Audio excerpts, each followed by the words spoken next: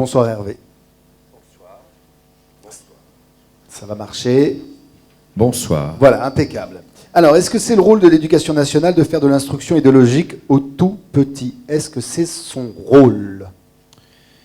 Non, ce n'est sûrement pas son rôle. Deux choses peut-être en rebond du débat de ce soir, en essayant d'avoir des positions à la fois claires et raisonnables.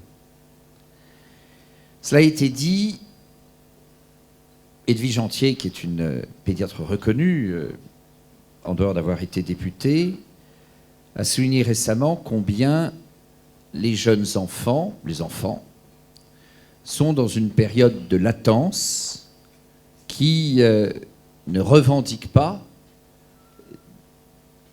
de débat sur la sexualité.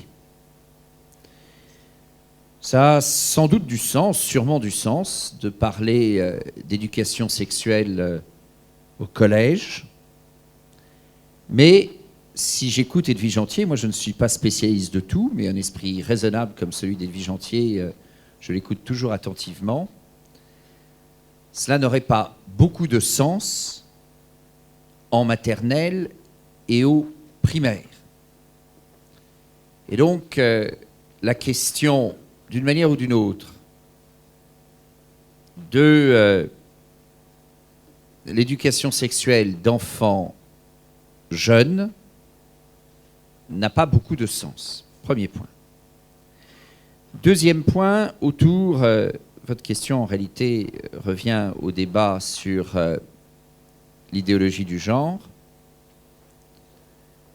Y compris par rapport à ce que j'ai entendu, ce qui me semble mesurer dans notre pays aujourd'hui, à la question « est-ce que l'idéologie du genre a envahi l'école ?» je suis désolé peut-être de ne pas aller nécessairement dans le sens de ce que la salle a envie d'entendre, mais est-ce qu'aujourd'hui, l'idéologie du genre a envahi l'école? Je pense que la réponse est non. Je pense qu'elle est non, non pas que certains peut-être ne le veuillent pas, c'est une autre chose, j'y reviendrai, mais parce que à la fois les tentatives éventuelles ne sont pas si anciennes, parce qu'heureusement, beaucoup d'enseignants ont beaucoup de bon sens, et parce que les parents, sans doute aussi, veillent. Est-ce qu'il y a un certain nombre de militants qui auraient envie que l'idéologie du genre prenne davantage de place? La réponse est oui. Mais je pense, y compris pour la crédibilité et la solidité des positions des uns et des autres dans le débat, qu'il est important de camper les choses raisonnablement et sur des faits solidement établis. Je ne sais pas tout, et je ne dis pas que dans telle ou telle école, il ne puisse pas y avoir des initiatives que personnellement je qualifierais de malheureuses. Mais je pense que, en tout cas aujourd'hui, ces initiatives ne sont pas très nombreuses. Et que si le débat est placé par certains sur le thème l'idéologie du genre a envahi l'école, comme ça n'est pas exact, vous vous mettez alors dans le débat dans une position qui me paraît assez fragile. Donc moi je préfère me concentrer sur le point, est-ce qu'aujourd'hui il y a des initiatives et non pas un envahissement? Oui, il y en a. Et il y a en effet un sujet avec l'ABCD de l'égalité. Moi, je ne suis pas, différemment de ce qu'on a entendu tout à l'heure, je ne suis pas contre l'égalité en tant que telle.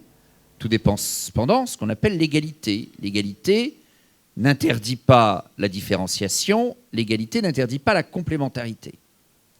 Et une bonne partie d'enjeux sur lesquels on peut probablement s'entendre ensemble relève, je pense, l'école n'en est pas exclue, mais relève aussi beaucoup de la responsabilité des parents. S'il s'agit, et j'ai bien vu un papier tout à fait intéressant dans la presse ce soir, sur un phénomène qu'on connaît bien, et je crois que ma collègue l'évoquait, qui est le fait que assez peu de femmes, sûrement trop peu de femmes, font des études scientifiques, des études supérieures scientifiques, et rentrent dans des métiers scientifiques.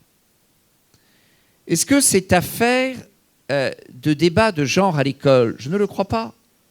Je pense que c'est en bonne part la responsabilité des parents, mais aussi pour le coup des enseignants, mais sans se prendre la tête, de dire qu'il n'y a pas de raison qu'il y ait de plafond de verre. Est-ce que ce plafond de verre existe?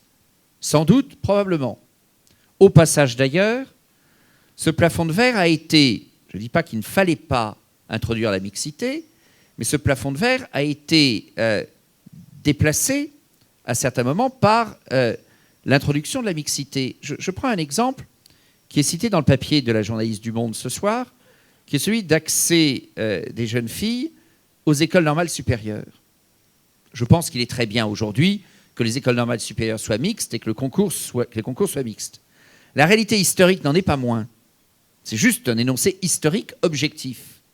Qu'il y avait davantage de jeunes filles qui accédaient à l'agrégation de mathématiques et aux formations des écoles normales supérieures, à l'époque où il y avait non pas des quotas, mais tout simplement une école normale supérieure à Sèvres, une autre à Ulm, une à Fontenay et une autre à Saint-Cloud. Mais c'est une référence historique qui n'a plus d'intérêt aujourd'hui. Les choses ont évolué et on est en effet dans un enseignement mixte. Mais vous voyez, moi je défends à la fois la mixité, mais j'attire juste l'attention d'un strict point de vue de la chronique historique, que l'introduction de la mixité à ce moment-là, c'est clairement fait au détriment des jeunes filles ou des jeunes femmes qui, au résultat, aujourd'hui, se trouvent moins nombreuses en proportion dans les écoles normales supérieures qu'elles ne l'étaient dans l'ensemble du système à l'époque où la mixité n'existait pas.